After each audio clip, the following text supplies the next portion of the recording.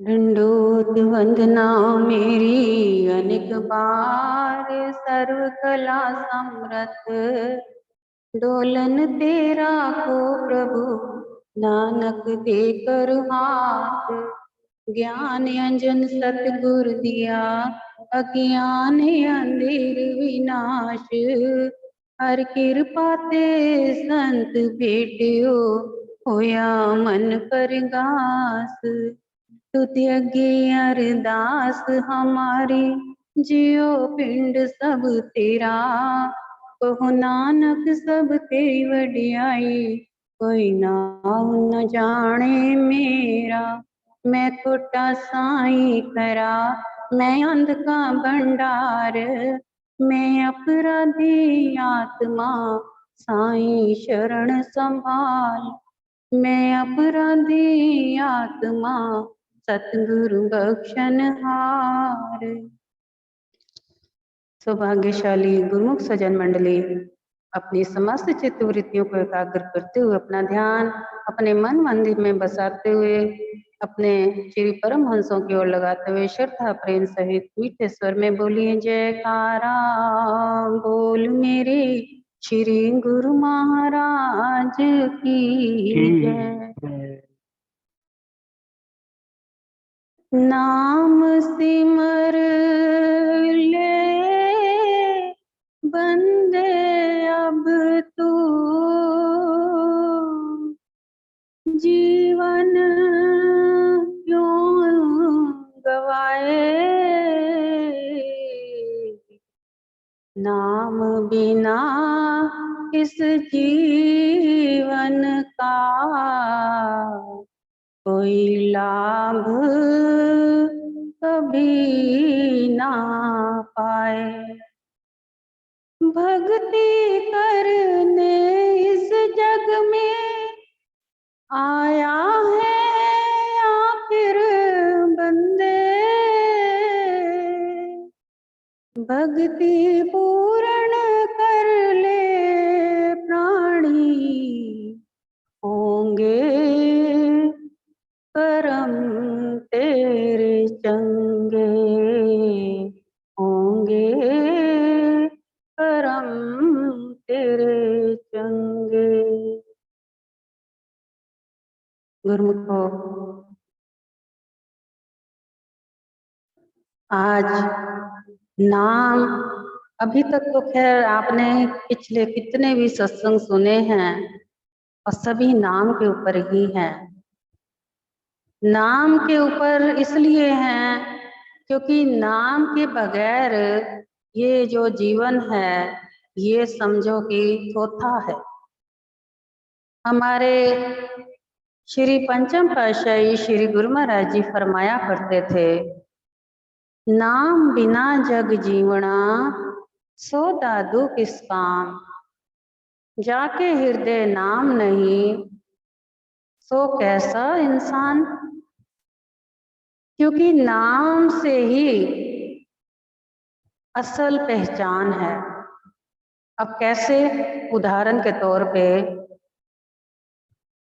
हम जितने भी संसारी हैं, या कोई वस्तुएं हैं या इंसान हैं या कुछ भी है, हर एक चीज का कोई ना कोई तो नाम है ना। अगर हम किसी भी चीज का नाम ना लेकर के बाजार जाएं, मानो कि हमने अगर बाजार में कोई सब्जी लेनी है, आलू लेने हैं या गोभी लेनी है, हमें अगर आलू और गोभी का नाम ही नहीं मालूम तो हम सब्जी वाले को क्या कहेंगे कि हमें क्या चाहिए। तो वो तो इस प्रकार से हो जाएगा जैसे कि हम एक छोटे बच्चे की भांति गूंगे हैं, या हमें अभी बोलना नहीं आया, या फिर हमें पहचान ही नहीं हुई नाम की। अब इसी तरह से कोई शरीर है मानव, उसका अपना कोई नाम है। अब कहीं वो जा रहा है तो पीछे से कोई उसको आवाज लगाएगा तो उसके नाम से जब तक से आवाज नहीं लगाएगा तो वो जो मानव शरीर है भला वो सुनेगा उसकी?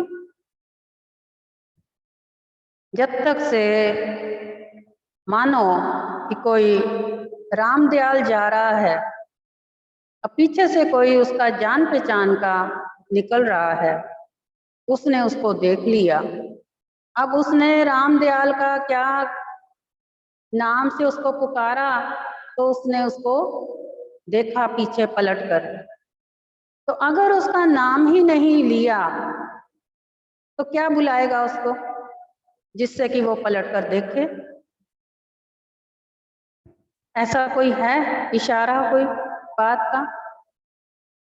अगर ओए ओए करेगा वो भी ठीक नहीं है, उससे भी कोई काम नहीं बनता, क्योंकि ओए ओए में तो बहुत ओए ओए हो गए, बतेरे ओए ओए ने, कोई एक थोड़ी है। अब किसका ओए ओए है ये नहीं मालूम, किसको ओए ओए करके बुलाया जा रहा है, ओए फलाने, ओए ढिमकाने। अब ऐसे कौन फलाना कौन ढिमकाना? और डायरेक्ट सीधा ही उसको राम दयाल बोल के जाएगा कि ओए राम दयाल, तो झट से वो पीछे मुड़कर देखेगा कि मेरे को किसी ने आवाज दी है। इसी तरह से अगर हम नाम जो है हमारे अंदर श्वासों में जो बसा हुआ है, सतगुरु जो हमें नाम की पहचान कराते हैं, हमें जब नाम की दीक्षा देते हैं, उस वक्त हमारी श्वासों के अंदर से वो नाम को निकाल करके हमारे ध्यान में प्रवेश कर देते हैं। जबकि नाम तो शुरू से ही, जब जितनी रूहें आई हैं संसार में, वो श्वासों में नाम को लेकर ही आई हैं, बिना नाम के कोई पैदा ही नहीं हुआ। लेकिन उसकी पहचान जो है वो केवल हमें समय के पूर्ण धनी संत महापुरुष ही उसकी पहचान करा सकते हैं कि हमारे अंदर कोई नाम धुन चल रही है जिसके कारण हम इस संसार में आए हैं और जिससे हमें आगे बिछुड़ते मिलना भी है वापस, यानी जिससे हम जन्मों जन्मों से बिछड़े हैं उससे हमें अब आगे मिलना भी है। तो अगर हम उसे मिलेंगे किससे भला? जहां से नाम आया है। नाम कहाँ से आया है? दुर्धाम से आया है, यानी कि दुर्धाम परमात्मा, और परमात्मा से कौन लेके आया है? समय के संत महापुरुष, जिनको केवल ये नाम दान की दीक्षा दे करके हम जैसे भटके हुए रूहें जितनी भी हैं संसार में, उनके लिए भेजा गया है कि हमारी झोली में वो नाम की दात डालें और हमारे जीवन को सफल बनाएं। अब वो नाम की दात हमारी झोली में जैसे ही डालते हैं, जैसे ही हमारे कान में, आपको मालूम है जब फूंक मारी जाती है, गुरुमुखों क्या जानते हैं इसका कारण क्या है? आप जितने भी गुरुमुख बैठे हैं, आप सब ने नाम तो लिया ही हुआ है ना, तो आपके कानों में फूंक तो मारी होगी। जिस वक्त आपको नाम मिला, आपके रहबर ने फूंक तो मारी होगी। फूंक मारने का मतलब ये होता है कि उस वक्त जो नाम आपको दे रहे हैं संत महापुरुष, आपकी अंतर आत्मा से उस नाम को जागृत करने की आवाज डाली है अंदर। उसका अपना जो महापुरुषों की अपनी जो कमाई होती है ना, उसका करंट जो होता है, उसको करंट को फूंक द्वारा आपके अंदर प्रवेश किया जाता है, जिससे कि आपके अंदर से वो जो नाम है गुप्त रूप में श्वासों में छुपा हुआ है, वो एकदम से जागृत हो जाता है। आपने ये भी कभी गौर किया है, जिस वक्त आपको नाम दान दिया जाता है, आपके कान में फूंक मारने के बाद आपके सर पे हाथ भी रखा जाता है। हाथ किस लिए रखा जाता है? कि उनका आशीर्वाद से हमारे अंदर जो आत्मा है वो एकदम से ऊपर उठे और हमारे अंदर हमें धुन सुनाई दे और हमें आशीर्वाद के रूप में परमात्मा का दर्शन दीदार हो, तो उसके ऊपर कृपा हो जाती है आशीर्वाद की और ऊपर से फूंक मारने की। उसके बाद जब हम कमाई करते हैं उसी वक्त हमारे अंदर एक करंट सा आता है, कोई छोटी सी थोड़ी देर की एक कंपन सी होती है, जैसे कि एक डॉक्टर ने आपको कोई इंजेक्शन लगाया, सुई लगाई, आपको क्या होगा? दर्द होगा, महसूस होगा। ऐसे ही अगर आपके अंदर की जो मैल है कई जन्मों की, जो हमारे विचार हैं, उनके ऊपर एकदम नाम की सुई लगती है, जैसे ही सुई लगती है वो मैले विचार संस्कार जितने भी हमारे होते हैं दुष्ट, वो नष्ट होने आरंभ होते हैं। उस घड़ी, उस वक्त, उसी वक्त हमें नाम का करंट अंदर महसूस होता है, तो हमारे अंदर कंपन सी होती है, हमें महसूस हो जाता है कि हमारे अंदर कोई दवाई के रूप में कोई चीज गई है। तो गुरुमुखों, इसी प्रकार से आपको बताएं कि नाम की कमाई का क्या उद्देश्य है और क्या लाभ है, ये भी सुने आप। आपने शायद ये कहीं सुने हैं या नहीं सुने हैं, लेकिन ये बहुत गहरे राज हैं। जैसे कि मानो एक बार की बात है, संत मस्कीन जी कहीं पर सत्संग कर रहे थे, स्टेज पर बैठे हुए थे और उनके जो चाहने वाले दो प्रेमी उनके साथ बैठे थे स्टेज के ऊपर। दो के अलावा कोई तीसरा नहीं होता था। तो अब जब रोज वो सत्संग किया करते थे कहीं कहीं दूसरी जगहों पर, वहां सब ऐसा नहीं हुआ नजारा, लेकिन जहां एक बार सत्संग करने थे एक नई जगह पर, वहां पर क्या घटना घटती है कि दो शरीर आकर के वहां बैठ जाते हैं उनके पीछे और उनका वो सत्संग सुन रहे हैं। अब ये सीन किसने देखा?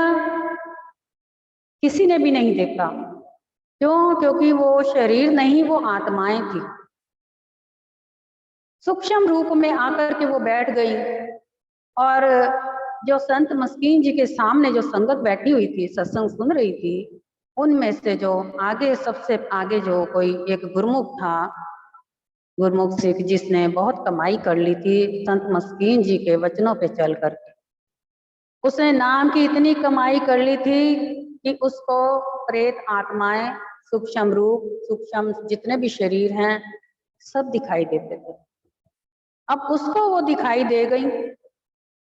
उसने जैसे ही देखा, उसने फिर जब सत्संग समाप्त हुआ तो उसने संत मस्कीन जी से कहा कि आगे पीछे तो आपके साथ हमेशा दो ही साथी आपके बैठे हुए होते हैं गुरुमुख सिख, लेकिन इस बारी तो चार थे। तो संत मस्कीन जी मुस्कुरा पड़े, कहते कैसे? ये क्या कह रहा है तुम? हमारे साथ तो दो ही बैठे थे, केवल चार कैसे हो सकते हैं? तो उसने कहा नहीं, आप यकीन करें, मैंने चार देखे हैं, दो और बैठे थे और आपके पीछे बैठे थे। संत मस्कीन जी कहते हैं नहीं, लगता है तेरे को कोई भलेखा पड़ा है। वो कहते हैं नहीं, ऐसा हो नहीं सकता, मेरी जो सूझ की आंख है, वो सूझ वाली आंख जो है वो पहचान लेती है और वो देख लेती है सूक्ष्म शरीर। तो मैंने दो आपके पीछे शरीर देखे बैठे हुए। दूसरे दिन फिर क्या हुआ, संत मस्कीन जी कहते हैं ऐसा है कि अब जब सत्संग होगा तो तुम भी हमारे साथ स्टेज पर बैठी हो, तेरे को पता लग जाएगा कि हमारे साथ कोई और दो एक्स्ट्रा लोग बैठे हैं या नहीं। तो कहता है ठीक है, मैं भी इस बारी बैठ करके देखूंगा। अब जैसे ही जहां पर वो दो शरीर सूक्ष्म रूप के बैठे थे आत्माएं, उसी स्थान पर वो बैठ गया। जैसे ही वो बैठा, उसको इतनी जोर से धक्का लगा वहां से कि जैसे किसी ने उसको जोर से टांग मार करके नीचे पटक दिया हो। लेकिन वो कहता है कि जिस वक्त वो मेरे को टांग पड़ी, उसका पैर लगा, जैसे उसने धक्का दिया, उसमें मेरे को आनंद बहुत आया, क्योंकि वो एक रूह थी ना, जो रंगी हुई रूह थी, भक्ति से भरपूर थी। उसका असर जो था, उसकी वाइब्रेशन जो थी, बहुत जबरदस्त, जिस कारण उसको महसूस आनंद हुआ। जबकि बंदा स्टेज पर गिरे नीचे तो उसको चोट का महसूस होना आरंभ होता है, या गुस्सा आता है, या फिर उसको अंदर ही अंदर से अपनी बेइज्जती महसूस होती कि सबके सामने मेरे को स्टेज से किसी ने गिरा दिया। लेकिन वो कहते हैं कि मेरे को तो बहुत आनंद आया, और ऐसा आनंद कभी जिंदगी में नहीं आया। तो उसने फिर दोबारा से संत मस्कीन जी को कहा कि आपके पीछे इसी प्रकार ये जो दो आत्माएं हैं, इन्होंने मेरे को धक्का देके गिराया। फिर संत मस्कीन जी समझ गए। उन्होंने कहा, फरमाया कि आपने हमसे सत्संग सुन सुनकर अपनी भक्ति की कमाई इतनी कर ली, इतनी बढ़ा ली, कि आज आपको सूक्ष्म रूप के शरीर दिखने शुरू हो गए, जबकि आप हमसे आगे निकल गए।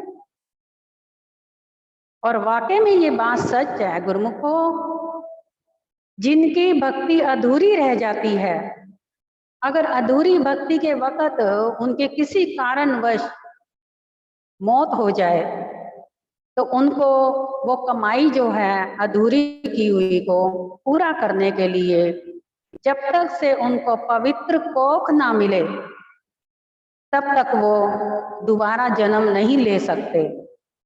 क्यों? क्योंकि ऐसी जो रंगी हुई कमाई की जो रूही आत्माएं होती हैं, उनको कोई पवित्र कोख चाहिए होती है, और पवित्र कोख में वो जन्म लेती हैं। और तब जब तक उनको पवित्र कोख नहीं मिलती, तब तक वो सूक्ष्म रूप में आत्माएं जहां जहां साथ संगत बैठी होती है, सत्संग हो रहा होता है, भले ही हमारा जूम मीटिंग का भी सत्संग हो रहा है, कहीं का भी हो रहा हो, जहां पर रूहानियत की खुराक बट रही हो, वहां पर वो सूक्ष्म रूप की आत्माएं भी आकर के बैठ जाती हैं। क्यों? क्योंकि उनकी कमाई जो अधूरी है, वो पूरी करने के लिए किसी ना किसी तरह से कोशिश में लगे रहते हैं। इसी तरह से बताया जाता है कि एक जो बीबी थी, वो गुरबाणी का पाठ किया करती थी, लेकिन क्या है कि उसके अंदर कभी कभी फजर की नमाज पढ़ने की इच्छा होती थी, और वो फजर की नमाज पढ़ना शुरू कर देती थी। गुरबानी पढ़ते पढ़ते ही फजर की नमाज में शुरू हो जाती थी पढ़ना, गुरुद्वारे में बैठ करके। क्यों? क्योंकि उस वक्त, जिस वक्त वो भक्ति में लीन होती थी, उस वक्त उसके शरीर के अंदर एक मुसलमानी आत्मा आ जाती थी। अब वो मुसलमानी आत्मा आप करके प्रवेश कर जाती थी, इसलिए कि उस मुसलमानी आत्मा की भी जो भक्ति थी, वो अधूरी पड़ी हुई थी, और वो अपनी भक्ति को पूरा करने के लिए वो कोई पवित्र शरीर के अंदर प्रवेश कर जाती है वो आत्मा, और आकर के वो अपनी भक्ति को पूरा करती है। अब जिस प्रकार से जब तक से जिसका कोई जन्म नहीं होता, तब तक वो आत्माएं इसी प्रकार सूक्ष्म रूप में हमारे अंग संग, जहाँ जहाँ भक्ति वाले लोग होंगे रंगे हुए भक्ति से, उनके अंग संग वो आत्माएं साथ रहती हैं। गुरुमुखों, समा बहुत जल्दी बीतता जाता है, और सत्संग तो बहुत लंबा होता है। खैर, हम फिर भी आपको शॉर्टकट में ही जो भी वचन होते हैं सुना देते हैं। तो लेकिन कहने का भाव हमारा ये है कि अगर हमारी भी भक्ति पूरी हो जाए इसी जन्म में, तो हमारी आत्माएं ना तो भटकें, और ना ही उसको जरूरत पड़े दोबारा संसार की किसी भी शरीर में प्रवेश करने की।